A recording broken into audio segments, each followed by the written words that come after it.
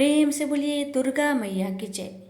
प्यारे भक्तगणों, आज आप सभी श्रवण करेंगे चैत्र नवरात्रि व्रत में सुनी जाने वाली 5 पुण्य फल देने वाली कथाएं। इन कथाओं को नवरात्रि के दौरान रोज एक बार अवश्य सुने। आपकी सभी मनोकामनाएं शीघ्र ही पूर्ण हो जाएगी। अब आइए श्रवण करते हैं कथा। कौशल देश में सुशील नामक एक निर्धन ब्राह्मण रहता था। प्रतिदिन मिलने वाली भिक्षा से वह अपने परिवार का भरण पोषण करता था। उसके कई बच्चे थे। प्रातःकाल वह भिक्षा लेने घर से निकलता और सायंकाल लौट आता था। देवताओं, पितरों और अतिथियों की पूजा करने के बाद आश्रित जन को खिलाकर ही स्वयं भोजन किया करता था। इस प्रकार भिक्षा को वह भगवान का प्रसाद समझकर स्वीकार करता था।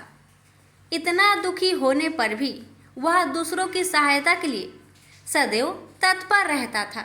यद्यपि उसके मन में अपार चिंता रहती थी, तथापि वह सदैव धर्म कर्म में लगा रहता था। अपनी इंद्रियों पर उसका पूर्ण नियंत्रण था। वह सदाचारी, धर्मात्मा और सत्यवादी था। उसके हृदय में कभी क्रोध, अहंकार और ईर्ष्या जैसे तुच्छ विचार उत्पन्न नहीं होते थे। एक बार उसके घर के निकट सत्यव्रत नामक एक तेजस्वी ऋषि आकर ठहरे। वे एक प्रसिद्ध तपस्वी थे। मंत्रों और विद्याओं का ज्ञाता उनके समान आसपास दूसरा कोई नहीं था।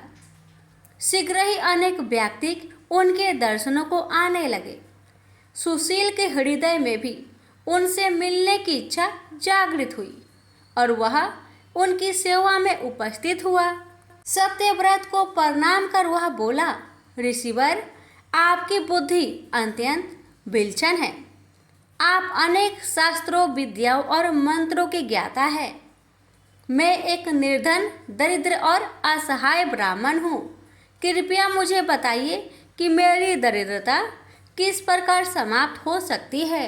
सत्यव्रत ने आगे कहा कि मुनिवर, आपसे यह पूछने का केवल इतना ही अभिप्राय है कि मुझ में कुटुंब का भरण पोषण करने की शक्ति आ जाए। धन भाव के कारण मैं उन्हें समुचित सुविधाएं और अन्य सुख नहीं दे पा रहा हूँ। दया निधान, तप, दान, व्रत, मंत्र अथवा जब आप कोई ऐसा उपाय बताने की कष्ट करें जिससे कि मैं अपने परिवार का यथोचित भरण पोषण कर सकूं। मुझे केवल इतने ही धन का अभिलाषा है जिससे कि मेरा परिवार सुखी हो जाए। सत्यव्रत ने सुशील को भगवती दुर्गा की महिमा बताते हुए नवरात्रि व्रत करने का परामर्श दिया। सुशीला ने सत्यव्रत को अपना गुरु बनाकर उनसे मायाबीज नामक भुवनेश्वरी मंत्र की दीक्षा ली। तत्पश्चात नवरात्रि व्रत रखकर उस मंत्र का नियमित जप आरंभ कर दिया। उसने भगवती दुर्गा की श्रद्धा और भक्ति पूर्वक आराधना की। 9 वर्षों तक प्रत्येक नवरात्रि में वह भगवती दुर्गा के माया बीज मंत्र का निरंतर जाप करता रहा। सुशील की भक्ति से प्रसन्न होकर 9वें वर्ष की नवरात्रि में अष्टमी की आधी रात को देवी भगवती साक्षात प्रकट हुई और सुशील को उसका अभीष्ट वर प्रदान करते हुए उसे संसार का समस्त वैभव, ऐश्वर्य और मोक्ष प्रदान किया। इस प्रकार भगवती दुर्गा ने प्रसन्न होकर अपने भक्त सुशील के सभी कष्टों को दूर कर दिया और उसे अतुल धन संपदा, मान सम्मान और समृद्धि प्रदान की। इसी कहानी से यह शिक्षा मिलती है कि किसी भी कार्य को श्रद्धा, भक्ति और निष्ठा से करने पर उसका फल सदैव अनुकूल ही प्राप्त होता है। प्रेम से बोलिए भगवती दुर्गा की जय। माँ दुर्गा को आदि शक्ति, भवानी और अन्य कई नामों से जाना जाता है। पौराणिक कथाओं के अनुसार माँ का जन्म दैत्यों के विनाश के लिए हुआ था। वैसे तो सारा साल ही माता की पूजा की जाती है, लेकिन नवरात्र के दौरान इनके विशेष पूजन व उपाय किए जाते हैं। कहा जाता है कि नवरात्र के समय 9 दिन माता रानी पृथ्वी पर आकर भक्तों के बीच रहती है। इसलिए माँ को खुश करने के लिए भक्त विधि विधान पूर्वक आरती, पूजा एवं दुर्गा सप्तशती का पाठ करते हैं। आज हम आपको बताएंगे कि माँ दुर्गा की उत्पत्ति कैसे हुई। एक बार सभी देवगण असुरों के अत्याचारों से तंग आ चुके थे। तब ब्रह्मा जी ने उन्हें बताया कि दैत्यराज को यह वर मिला है कि उसकी मौत कुंवारी कन्या के हाथ से होगी। तभी सभी देवों को एक तरकीब सूझी। उन्होंने मिलकर अपनी अपनी शक्तियों से एक देवी को प्रकट किया। विभिन्न देवताओं की देह से निकले हुए तेज से ही देवी के अलग अलग अंग बने।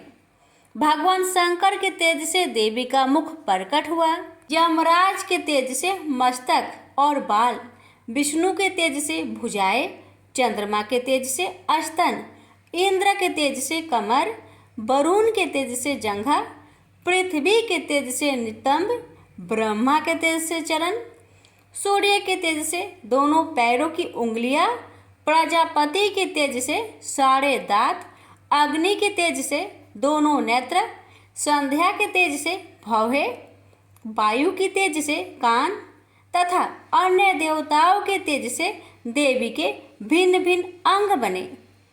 फिर शिव जी ने उस महाशक्ति को अपना त्रिशूल दिया।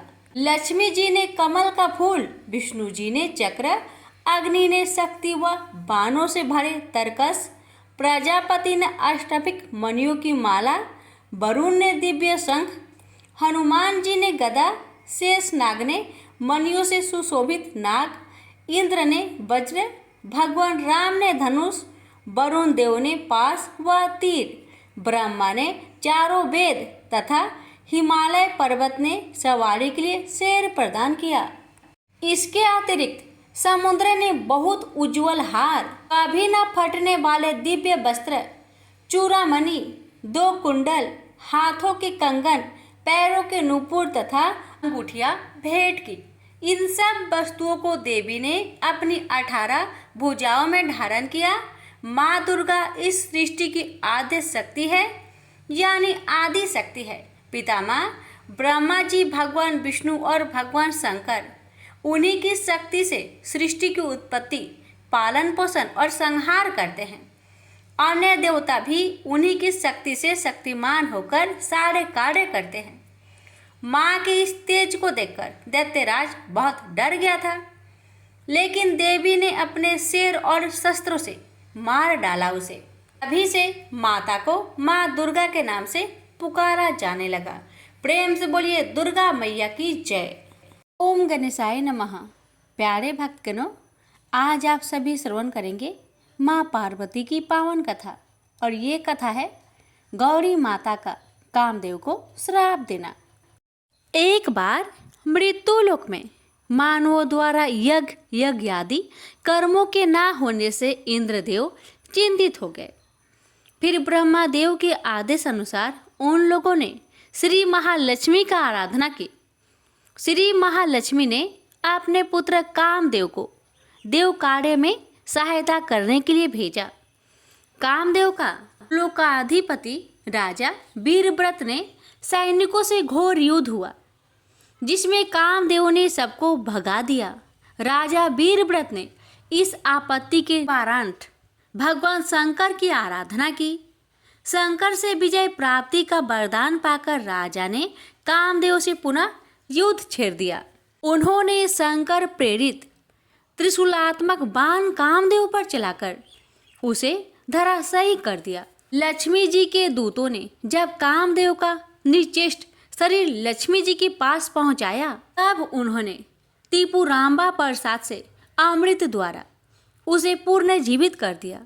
शंकर के प्रभाव से अपने पराजय तथा मृत्यु का वृत्तांत सुनने के साथ ही कामदेव के मन में शंकर के प्रति घोर देश की गांठ पड़ गई। उसने त्रिपुरांबा की आराधना द्वारा बल संचय कर शंकर को हराने की अपने मन में प्रतिज्ञा की। इतने में ही श्री महालक्ष्मी ने त्रिपुरांबा की प्रार्थना की। तदनुसार त्रिपुरांबा द्वारा प्रेषिता गौरी वहां प्रकट हुई। श्री महालक्ष्मी ने कामदेव की पराजय तथा उसकी प्रतिज्ञा आदि का वृत्तांत गौरी को सुनाकर इस आपत्ति के निवारण का उपाय पूछा।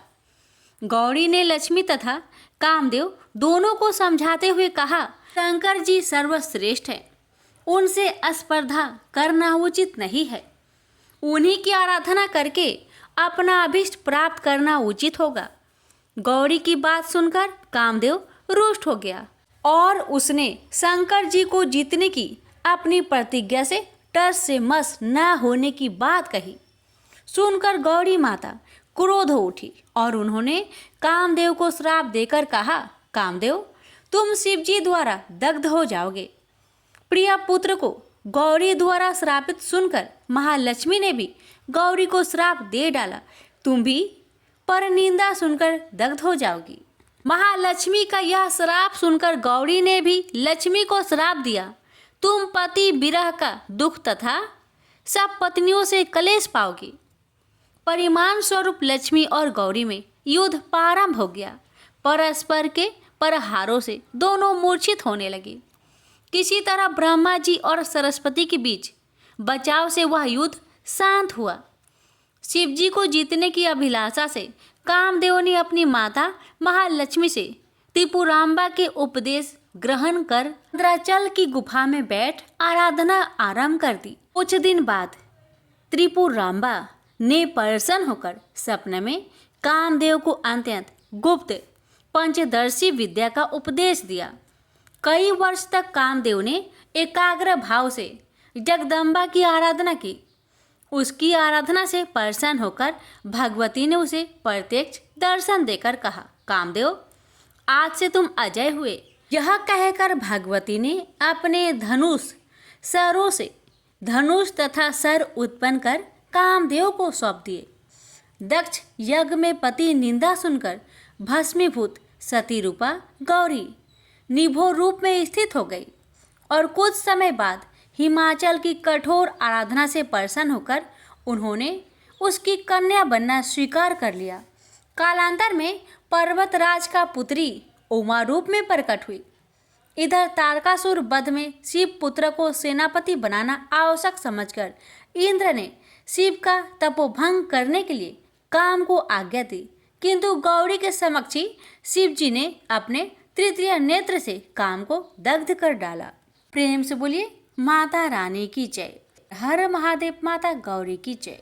प्राचीन काल में सर्व समृद्धिपूर्ण वर्धमान नगर में रूपसेन नाम का एक धर्मात्मा राजा था। एक दिन उसके दरबार में बीरबल नाम का एक गुणी व्यक्ति अपने पत्नी, कन्या एवं पुत्र के साथ प्रीति के लिए उपस्थित हुआ।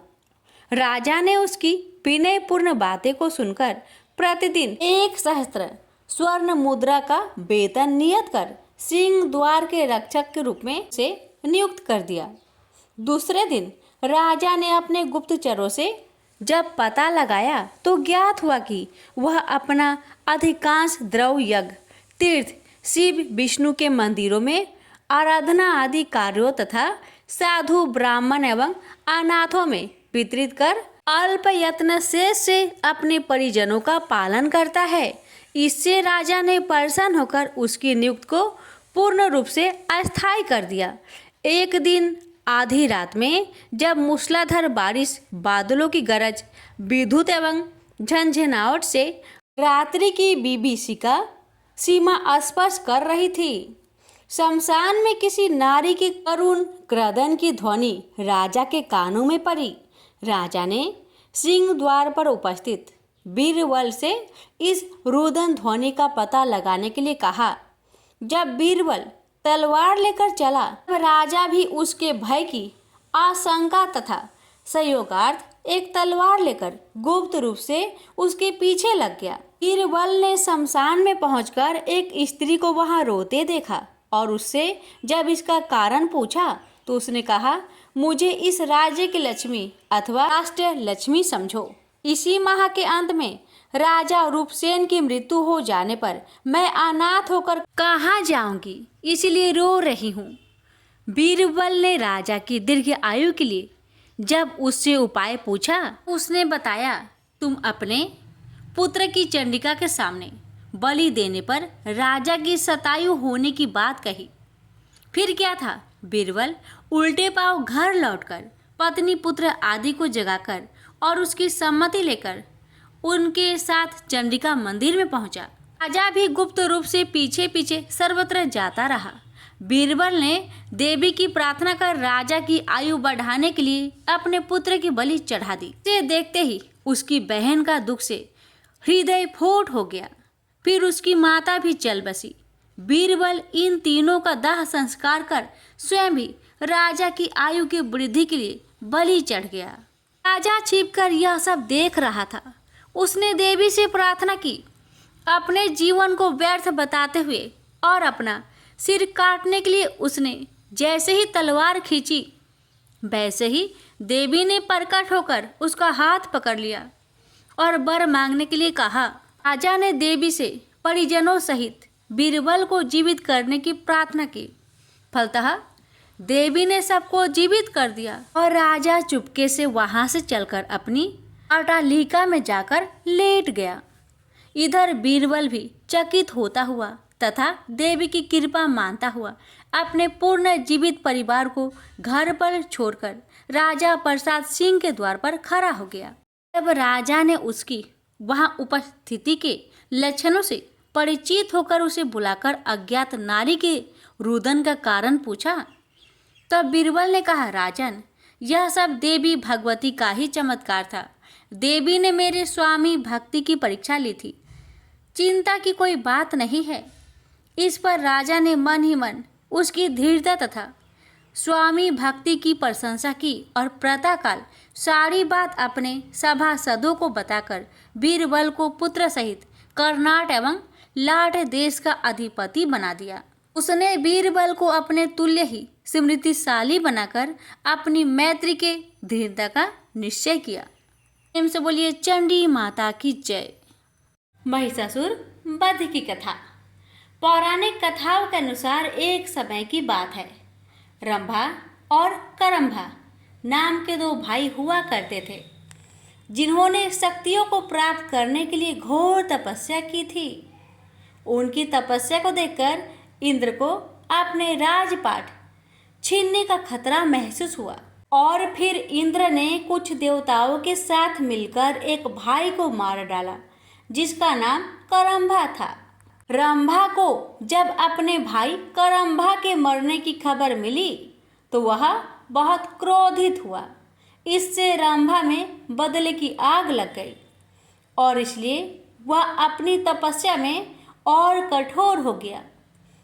उसने अपनी उपासना से कई देवताओं को खुश किया और उन्होंने उसे वरदान भी दिया कि वह बहुत शक्तिशाली हो और वह किसी से पराजित नहीं हो सकता, न तो देवताओं से और न ही राक्षसों से। एक बार रंभा ने एक मादा भैंस को देखा और रंभा ने उसके साथ संभोग किया। इसी बीच एक नर भैंस आया और रंभा की हत्या कर दी। दुखद की बात यह थी कि रंभा ने किसी जानवर से सुरक्षित होने का वरदान नहीं लिया था। इस घटना ने मादा भैंस गर्भवती होगी और उसने आग में कूदकर आत्महत्या कर ली। जिस क्षण वह आग में कूदी उसी समय आग से आधा भैंस और आधा मानव बाहर आया, जिसका नाम महिषासुर पड़ा। महिषासुर ने देवताओं और दैत्यों को पराजित किया। उसने देवलोक पर हमला कर उस पर कब्जा कर लिया और सभी देवताओं को बाहर निकाल दिया। सभी देवता ब्रह्मा जी के पास गए। ब्रह्मा जी उन सबको विष्णु जी और शिव जी से मिलवाए। देवताओं ने विनाशकारी महिषासुर द्वारा उनके ऊपर किया गया अत्याचार बताया, जिसे सुनकर त्रिमूर्ति को बहुत क्रोध आया। इसके बाद त्रिमूर्ति की आंखों से ऊर्जा प्रकट हुई, जो एक नारी का रूप बनी। सभी देवता उस शक्ति को देखकर प्रसन्न हुए और सभी ने उस शक्ति को माँ कहकर माना। इस तरह माँ दुर्गा की उत्पत्ति हुई। भगवान शंकर जी ने देवी को त्रिशूल भेंट किया। भगवान विष्णु ने अपना चक्र निकालकर देवी को दिया। वरुण ने देवी को शंख भेंट किया, अग्नि ने इसे शक्ति दी, वायु ने उसे धनुष और बाण दिए, देवराज इंद्र ने अपना वज्र दिया और ऐरावत हाथी ने अपना घंटा उतारकर देवी को भेंट किया। यमराज ने उसे काल दंड में से एक दंड दिया, वरुण ने उसे पास दिया, प्रजापति ने अष्टपिक की माला दी और ब्रह्मा जी ने उसे कमंडलू दिया। सूर्य ने देवी के समस्त रोमों में अपनी किरणों का तेज भर दिया। इसी तरह दूसरे देवताओं ने भी माता को आभूषण और अस्त्र देकर सम्मान किया। अंत में पहाड़ों के देवता हिमालय ने उन्हें सवारी करने के लिए एक बाघ दिया और उनका नाम महादेवी दुर्गा रखा गया। उनके आशीर्वाद से दुर्गा ने बाघ पर चढ़ाई की और महिषासुर का विनाश करने के लिए निकल पड़ी। जब माँ दुर्गा अमरावती के पास पहुंची, उन्होंने एक शक्तिशाली गर्जना की जिसने पहाड़ों को हिला दिया और समुद्र में विशाल लहरें पैदा की। महिषासुर ने अपने सैनिकों को यह पता लगाने के लिए कहा कि क्या हो रहा है। जब उसने सुना कि एक महिला उसे चुनौती दे रही है तो वह हंसा और उसने कहा, उससे कहो कि मैं उससे शादी करके खुश रखूंगा। जब उनके दूत प्रस्ताव लेकर देवी के पास गए तो देवी ने उत्तर दिया, अपने राजा से कहो कि मैं कोई साधारण महिला नहीं हूँ जो उससे शादी करने के लिए उत्सुक हूँ। मैं महादेवी हूँ और मेरे पति महादेव हैं। मैं उन्हें अमरावती छोड़ने और दुनिया के नीचे अपनी जगह पर लौटने के लिए कहने के लिए आई हूँ। अगर वह नहीं गया तो मैं उसे नष्ट कर दूंगी।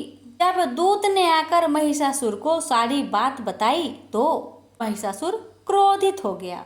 उनके प्रमुख देवताओं ने घमंड से कहा, महाराज, हम जाएंगे और इस मूर्ख महिला को ठीक करेंगे। महादेवी से युद्ध करने के लिए असुर निकल पड़े। उनके विस्मय और आतंक के कारण एक के बाद एक घमंडी योद्धा समाप्त हो गया। राक्षस राजा को खबर मिली और वह और भी उग्र हो गया।